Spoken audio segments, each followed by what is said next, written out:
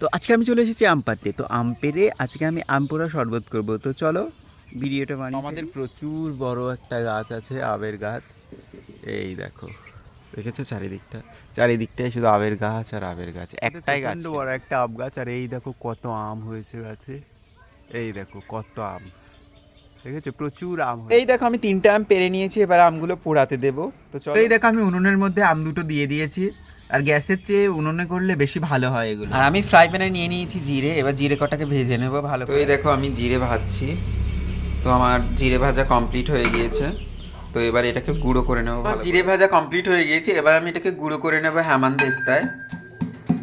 তো আম দুটোকে আমি পুড়িয়ে নিয়েছি, এবার আম দুটোকে ছাড়িয়ে নেবো ভালো করে। তো এই দেখো আমটাকে আমি ছাড়িয়ে নিয়েছি ভালো করে, আর ব্লেন্ডারে দিয়ে দিয়েছি। এবার আমি এর মধ্যে কিছু মশলা এবার আমি গুঁড়ো করা জিরেটা এর ভেতরে দিয়ে দেবো আমি। তারপর দিয়ে দেব 2 চামচ, আমি চিনিও দিয়ে দিয়েছি।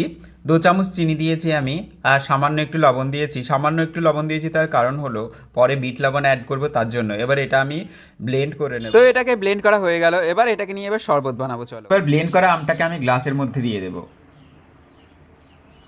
আমি দিয়ে দেবো বিট লবণ স্বাদটা বাড়ানোর জন্য, এটাতেও দিয়ে দেব।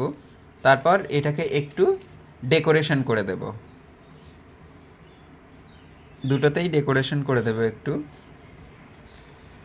তারপর এটাকে একটু ঘুলিয়ে নেব।